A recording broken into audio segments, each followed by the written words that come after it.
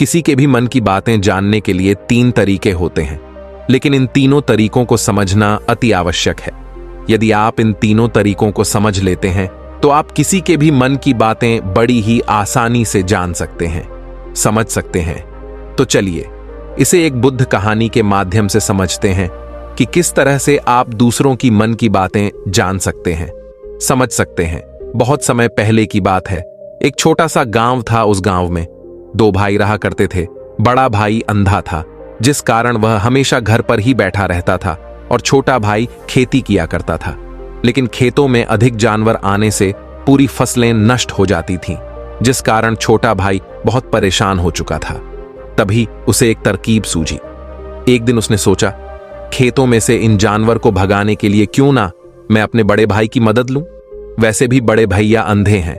अगर वह खेत में बैठे रहेंगे और जानवरों की आहट आने पर वह उन्हें जोर से चिल्लाकर भगा सकते हैं, जिससे हमारी फसलें बच सकती हैं।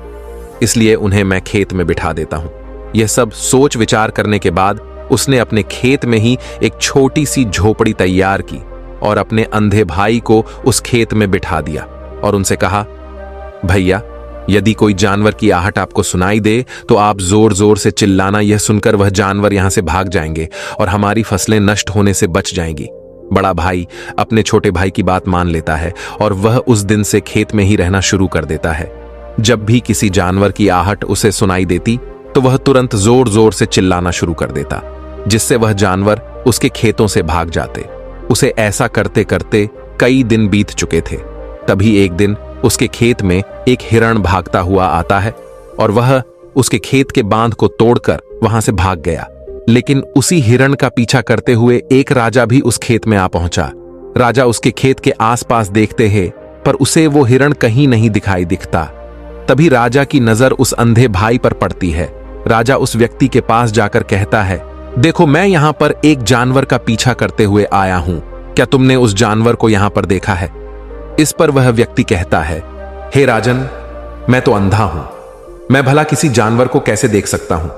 लेकिन मैं आपको इतना जरूर बता सकता हूं कि जो जानवर मेरे खेतों से होकर भागा है वह आपके लायक नहीं है। आप उसके पीछे अपना समय यूं ही व्यस्त कर रहे हैं। राजा उस अंधे व्यक्ति की बात सुनकर बड़ा अचरज में पड़ गया। वह यह सोचने लगा कि आखिर यह तो अंधा है, फिर इसे कैसे पता कि जिस हिरण को मैं तलाश रहा हूं वह हिरण मेरे लायक है ही नहीं। यह अंधा व्यक्ति मुझे कैसे बता सकता है? तभी राजा उस अंधे व्यक्ति से कहता है, कहीं तुम मुझसे झूठ तो नहीं कह रहे? एक तरफ तुम यह कहते हो कि तुम अंधे हो और दूसरी तरफ तुम यह भी कह रहे हो कि जो जानवर यहां से भागा है वह मेरे लायक नहीं है। इस पर वह अंधा व्यक्ति कहता है, हे राजन, जिसे आप एक हिरण समझ रहे हैं, असल में वह एक हिरण नहीं है, बल्कि एक हिरणी है, और वो भी गर्भवती है। और जहां तक मुझे ज्ञान है, मैंने कभी किसी राजा को किसी गर्भवती हिरणी का शिकार करते हुए नहीं सुना है। और इसी कारण मैं आपसे यह कह रहा हूं कि वह हिरणी आपके लायक नहीं है। आप उसके पीछे अपना समय व्यर्थ ना करें। यह सुनकर राजा और भी अचरज में पड़ गया। वो यह सोचने लगा कि आखिर यह अंधा आदमी यह कैसे जान सकता है कि वो हिरणी है और गर्भवती है। राजा कुछ देर सोच विचार करने के बाद अपने सेनापति से कहता है, सेनापति जी, मुझे वह जानवर जिंदा चाहिए, क्योंकि मुझे यह पता करना है क्या वह हिरणी है और क्या वह गर्भवती है, क्योंकि यह अंधा आदमी बहुत विश्वास के साथ कह रहा है और मुझे इस बात की पुष्टि करनी है। यदि वह हिरणी हुई और गर्भवती हुई तो वह हमारे शिकार के लायक नहीं है, क्योंकि हम तो एक हिरण का पीछा कर रहे थे। इसलिए जाओ और पता करो कि क्या वह हिरणी है। सेनापति राजा से आज्ञा लेकर आगे की ओर बढ़ चलता है और कुछ देर बाद जब वह वापस लौटकर आता है तो वह राजा को कहता है, हे राजन, इस अंधे आदमी ने जो भी बातें कही हैं वह बिल्कुल सही है। वह एक हिरणी ही है और वह गर्भवती भी है। यह सुनकर राजा आश्चर्यचकित रह गया। उसे समझ नहीं आ रहा था कि आखिर अंधा आदमी कैसे पता कर सकता है कि वह जानवर एक हिरणी है और तो और वह गर्भवती है। भला एक अंधा आदमी यह कैसे देख सकता है, यह कैसे जान सकता है, आखिर इसे यह कैसे पता चला? ऐसे कई प्रश्न अब राजा के मन में आने लगे थे। अब राजा ने यह ठान लिया था कि मुझे इस बात की तह तक पहुंचना ही है कि आखिर यह अंधा आदमी कैसे जानता है कि वह जानवर एक हिरनी है। यह सोचकर राजा उस अंधे आदमी के पास जाता है और उस अंधे आदमी से कहता है, देखो, मैं यह तो नहीं जानता कि तुम सचमुच अंधे हो या नहीं, लेकिन मैं तुमसे एक बात जानने आया हूं। क्या तुम मेरे प्रश्न का सही सही जवाब दोगे? इस पर अंधा व्यक्ति कहता है, हे राजन, आप जो कुछ पूछना चाहते हैं मुझसे से पूछ सकते हैं, मैं आपको बिल्कुल सच सच जवाब दूंगा। इस पर राजा कहता है, देखो, एक तो तुम कहते हो कि तुम अंधे हो, और दूसरी तरफ तुमने यह बता दिया कि जिस जानवर का पीछा मैं कर रहा हूं वह एक हिरनी है, और तो और वह गर्भवती भी है। आखिर तुम्हें यह कैसे पता चला? तुम्हारे खेत में और भी तो जानवर आते होंगे, और भी तो जानवर यहां से गुजरते होंगे, फिर तुमने यह कैसे अंदाजा लगाया? तभी वह अंधा व्यक्ति राजा से कहता है, हे राजन, आप जिस हिरनी का पीछा कर रहे थे वही हिरनी जब मेरे खेत में आई, उसकी रफ्तार और उसके भागने की आहट से मुझे यह एहसास हो चुका था कि यह एक हिरनी है, और मेरे खेत की जो बांध है वह बहुत छोटी है, उसकी ऊंचाई ज्यादा नहीं है। यदि कोई हिरण होता तो उस बांध को बड़ी आसानी से लांग जाता और चला जाता, लेकिन वह हिरनी इस बांध को तोड़कर भागी है, और यदि वह इस बांध को छलांग लगाकर पार करने का प्रयास करती तो इससे उसके बच्चे को खतरा होता, और इसी बात से मैंने यह पता लगा लिया कि वह गर्भवती है। इस कारण वह ज्यादा ऊंची छलांग न लगाकर मेरे खेत की बांध को तोड़ते हुए भाग गई। इस पर राजा के मन में एक और प्रश्न उठा। राजा ने कहा, किंतु तुम्हें कैसे पता चला कि वह एक हिरण ही है, और भी तो कोई जानवर यहां पर आ सकते हैं? इस पर वह अंधा व्यक्ति कहता है, हे राजन, मैं पूरा दिन सुबह शाम यहीं पर बैठा रहता हूं, और मेरी सुनने की शक्ति बहुत तेज है। मैं यह बात जान जाता हूं कि कौन सा जानवर मेरे खेत में आया है, और उसी के आधार पर मैं जोर जोर से चिल्लाता हूं ताकि वह मेरे खेत से भाग जाए और मेरे खेत की फसलों को नष्ट ना कर पाए। राजा उस अंधे आदमी का यह जवाब सुनकर पूरी तरह से संतुष्ट हो चुका था। वह मन ही मन यह सोच रहा था कि आदमी भले ही अंधा हो, लेकिन यह तो बड़ा ज्ञानी मालूम पड़ता है, इस आदमी से कुछ ना कुछ तो काम निकलवाना ही चाहिए। यह विचार लिए हुए राजा वहां से वापस अपने महल की ओर लौट जाता है। राजमहल पहुंचते ही राजा उस अंधे व्यक्ति से कहता है, आप तो बड़े ज्ञानी व्यक्ति हैं, आपको किसी भी बात का पता बड़ी आसानी से चल जाता है। आज मैंने आपको यहां पर इसलिए बुलाया है क्योंकि मैं आपसे यह जानना चाहता हूं कि मेरी पत्नी पतिव्रता है या नहीं। इस पर वह अंधा व्यक्ति कहता है, हे राजन, यह कैसा प्रश्न हुआ?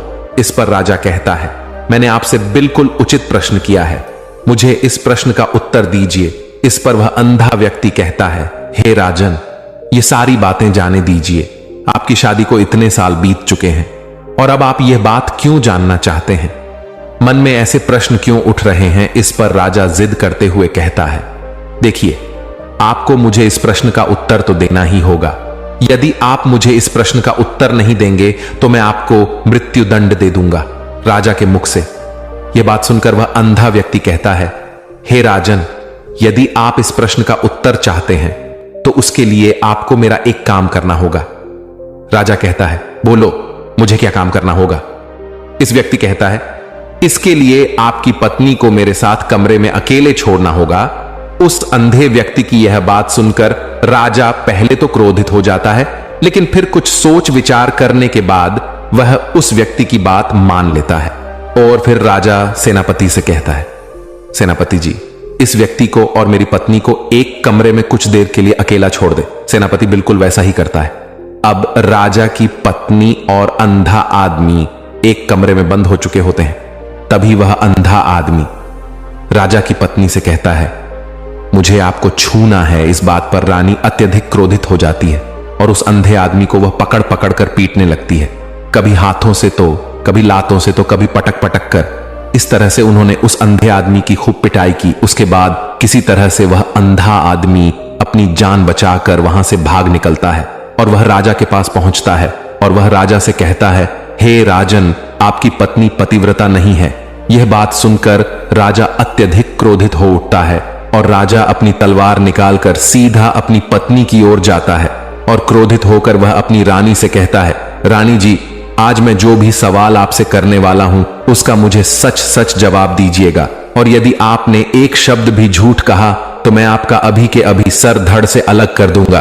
तभी आगे वह राजा कहता है, मुझे बताइए, क्या आप पतिव्रता हैं या नहीं? इस पर रानी कहती हैं, हे राजन, आप भले ही मुझे जान से मरवा दीजिए, लेकिन मैं पतिव्रता नहीं हूं। राजा यह बात सुनकर बहुत खुश हुआ, क्योंकि उस अंधे आदमी ने जो भी कहा था वह बिल्कुल सच था। यह बात सुनकर तुरंत ही राजा उस आदमी के पास पहुंचता है और आकर उस अंधे आदमी से कहता है, तुम्हें कैसे पता चला कि मेरी पत्नी पतिव्रता नहीं है? इस पर वह अंधा आदमी कहता है, हे राजन, बड़ी सीधी सी बात है। मैंने तो आपकी पत्नी से बस इतना ही कहा था कि मुझे आपको छूना है, और इस बात पर वह इतना क्रोधित हो उठी कि उन्होंने गुस्से में आकर मुझे लात घूस से पीटना शुरू कर दिया। और भला कोई औरत किसी और मर्द को कैसे छू सकती है? लेकिन उन्होंने ना आव देखा ना ताव, बस लात घूसे मुझ पर बरसाने शुरू कर दिए। वह भी तो एक छूना ही हुआ, और एक पतिव्रता नारी कभी भी पराये मर्द को नहीं छूती। जब मैंने उसे छूने के लिए कहा था तो वह उस वक्त मुझे मना कर सकती थी, लेकिन उन्होंने तो मुझे पीटना शुरू कर दिया, और देखते ही देखते उन्होंने मेरे पूरे शरीर को छू लिया। अब आप ही बताइए, ऐसी स्त्री भला पतिव्रता कैसे हो सकती है? इस पर राजा कहता है, तुम तो बड़े ज्ञानी मालूम पड़ते हो। अच्छा ठीक है, चलो तुम मेरे एक प्रश्न का और जवाब दो। यदि तुमने मुझे इस प्रश्न का सही जवाब दे दिया तो मैं तुम्हें यहां से जाने दूंगा। आगे राजा उस अंधे आदमी से कहता है कि तुम मुझे यह बताओ, क्या मैं सच में अपने पिताजी का ही बेटा हूं या फिर किसी और का? इस पर वह अंधा भी कहता है, हे राजन, इस बात से आपका क्या लेना देना? आप किसी की भी औलाद हो, आखिर आप हैं तो इस राज्य के राजा, इसलिए इस प्रश्न को जाने दीजिए। लेकिन राजा कहता है, नहीं, मुझे इस प्रश्न का सही जवाब चाहिए, अन्यथा यह प्रश्न मुझे हमेशा परेशान करता रहेगा। इसलिए मैं इसका सही जवाब जानना चाहता हूं। यदि तुम इसका सही जवाब दे देते हो तो तुम यहां से जा सकते हो, मैं तुम्हें नहीं रोकूंगा। इस पर वह अंधा आदमी कहता है, हे राजन, इसके लिए तो मुझे आपके मां के पास भी जाने की कोई आवश्यकता नहीं है। मैं आपको अभी यह बता सकता हूं कि आप किसकी औलाद हैं, लेकिन उससे पहले मैं चाहता हूं कि आप मुझसे एक वादा करें कि आप मुझ पर क्रोध नहीं करेंगे। राजन ने कहा, मैं तुमसे वादा करता हूं, मैं तुम पर क्रोध नहीं करूंगा। इसके बाद वह अंधा आदमी राजा से कहता है, हे राजन, आप हैं तो अपने ही पिता के पुत्र, लेकिन आप पर एक कंजूस सेठ की छाया पड़ी हुई है। यह सुन राजा बहुत क्रोधित हो उठा और वह तुरंत तलवार निकालकर अपनी मां के पास जा पहुंचा। वह वहां पर पहुंचने के बाद अपनी मां से कहता है, मां, मुझे सच बताइए, क्या मैं अपने ही पिता का पुत्र हूं या नहीं? यदि आपने मुझे सही नहीं बताया तो वह यहीं पर अपने प्राण त्याग दूंगा। मुझे बताओ क्या सच है? इस पर उस राजा की मां कहती है, बेटा, तू है तो अपने ही पिता का पुत्र, लेकिन तुम्हारे ऊपर एक कंजूस सेठ की छाया पड़ी हुई है। जब मैं एक बार नहाने के बाद अपना मुंह आईने में देख रही थी, तभी उस कांच के पीछे मुझे एक कंजूस सेठ नजर आता है और उसी की छाया तुम पर पड़ चुकी है। यह सुन राजा बहुत खुश हो जाता है और वह तुरंत दौड़ा वापस उस अंधे आदमी के पास पहुंचता है और उस अंधे आदमी से कहता है, तुम्हें यह कैसे पता चला कि मुझ पर एक कंजूस सेठ की छाया पड़ी हुई है? इस पर वह आदमी राजा से कहता है, हे राजन, आपने मुझसे कई सारे सवाल पूछे जिनका जवाब मैंने आपको सही दिया है। यदि कोई और राजा होता तो मुझे इसके बदले में ढेरों सारे इनाम मिल चुके होते, लेकिन अब तक आपने मुझे एक फूटी कौड़ी तक नहीं दी है। इस बात से ही मैंने अंदाजा लगा लिया था कि आप बहुत कंजूस हो। यह बात सुनकर राजा जोर से हंसने लगता है और कहता है कि आप जो भी मांगेंगे वह मैं आपको अवश्य दूंगा, लेकिन मुझे यह बताओ कि तुम्हें कैसे पता चल जाता है कि कौन सी बात सही है और कौन सी गलत? तुम किसी भी बात का इतना सटीक और सही जवाब कैसे दे पाते हो? पर वह अंधा आदमी कहता है, हे राजन, मैं तो वैसे ही अंधा हूं। यदि मेरी आंखें होती तो मैं किसी की भी मन की बातें बड़ी सरलता से जान लेता। मन की एक भाषा होती है और यह भाषा मनुष्य के शरीर के व्यवहार के रूप में देखी जा सकती है। उसकी आंखों से, उसके होठों से, उसके काम करने के तरीके से, उसकी क्रियाओं से पता किया जा सकता है कि उसके मन में क्या चल रहा है। उसके आधार पर हम किसी के भी मन की बातें जान सकते हैं। लेकिन मैं तो अंधा हूं, मैं देख नहीं सकता, इसलिए मैं क्रियाओं से देखता हूं। यदि मुझे कोई बात जाननी हो तो अगले आदमी को कुछ काम देना पड़ता है, जिस पर वह व्यक्ति किस प्रकार काम करता है, किस तरीके से इस काम को करता है, उसके आधार पर ही मैं यह पता कर पाता हूं कि उसके मन में क्या चल रहा है। तभी वह राजा कहता है, तो क्या इसका अर्थ यह हुआ कि मैं भी किसी के मन की बातें जान सकता हूं? इस पर वह अंधा आदमी कहता है, हे राजन, अवश्य आप भी किसी भी व्यक्ति के मन की बात जान सकते हैं, किंतु उससे पहले आपको अपने ऊपर एक काम करना होगा, और वह काम है अपने मन को शांत करना, अपने मन को वर्तमान में लाना होगा, जिसके लिए मैं आज आपको 3 तरीके बताने वाला हूं। और यह तीनों ही तरीके बड़े ही आसान और सरल है। किंतु हे राजन, उससे पहले आपको एक काम करना होगा, अपने मन को एकाग्र करना होगा। जब हम अपने मन को एकाग्र करते हैं, अपने मन को वर्तमान में लाते हैं, तो हम दूसरे के मन की बात जान सकते हैं, क्योंकि वह आदमी अभी भी अपने मन में वर्तमान में ही सोच रहा है, और हमें भी मन को वर्तमान में ही लाना होगा। तभी हम उसके मन की बातें जान सकते हैं। यदि हम अतीत में हुई घटनाओं के बारे में सोच रहे हैं, तो वह जो अगला आदमी वर्तमान में सोच रहा है, वर्तमान में अपने मन में बात कर रहा है, वह हम कैसे जान पाएंगे? क्योंकि हम तो अतीत की घटनाओं में डूबे हुए हैं। इसलिए किसी के भी मन की बात जानने के लिए सबसे पहले हमें हमारे मन को एकाग्र करना होगा, उसे वर्तमान में लाना होगा। आगे वह व्यक्ति राजा से कहता है, हे राजन, जो 3 तरीके मैं आपको बताने वाला हूं, इन 3 तरीकों से बड़ी आसानी से किसी के भी मन की बातें जान सकते हैं। उसके बाद वह अंधा आदमी राजा से कहता है, हे राजन, जो सबसे पहला तरीका है वह है आंखों पर ध्यान देना। किसी व्यक्ति से बात करते वक्त उसकी आंखों में देखना, उसकी आंखों पर ध्यान देना, जो सबसे ज्यादा जरूरी है, क्योंकि आंखें बोलती नहीं पर बहुत कुछ कह जाती हैं। यदि हम किसी व्यक्ति की आंखों के इशारों को समझना सीख जाएं, हम यह जान पाएंगे कि उस व्यक्ति के दिमाग में क्या चल रहा है, वह क्या सोच रहा है और अभी वह क्या करने वाला है। मेरे पास आंखें नहीं हैं, लेकिन मैंने अपने गुरु से यह विद्या सीखी है, क्योंकि बहुत सालों पहले मेरे पास आंखें थीं और मैं उस वक्त लोगों के मन की बातें केवल उनकी आंखों से ही जान लेता था। इसलिए यदि आप भी दूसरों की मन की बातें जानना चाहते हैं, तो आपको भी उनकी आंखों पर गौर करना चाहिए, जैसे कि उनका आकार कैसा है, वह कब, कहां और किधर देख रहे हैं। यदि उसकी आंखें यहां वहां घूम रही हैं, जब आप उससे बातें कर रहे हैं, तो यहां वह इधर उधर मोड़ रहा है, कभी ऊपर तो कभी नीचे या कभी आसपास, या फिर उसकी आंखें खुश नजर आ रही हैं, या फिर आंखें निराश नजर आ रही हैं, जैसे कि चोर होता है। उसकी आंखों में जब हम देखते हैं तो हमें यह पता चलता है कि अगले आदमी ने कोई गलती की है। ठीक उसी प्रकार जब हम किसी चालाक व्यक्ति की आंखों में देखते हैं, तो आपको पता चलेगा कि उसकी आंखों में एक भाषा होती है, एक बहुत ही सीधा और आसान तरीका होता है। यदि आपको यह पता लगाना है कि सामने वाला व्यक्ति आपसे झूठ कह रहा है या फिर सही, तो आपको उसकी आंखों पर ध्यान देना अति आवश्यक है। यदि सामने वाला व्यक्ति आपसे बात करते वक्त वह व्यक्ति अपनी आंखें यहां वहां घुमा रहा है, ऊपर नीचे इधर उधर दाएं बाएं हर जगह देख रहा है, तो इसका अर्थ यह हुआ कि वह उस बात से निकलने का कोई रास्ता ढूंढ रहा है, वह कोई झूठ बना रहा है।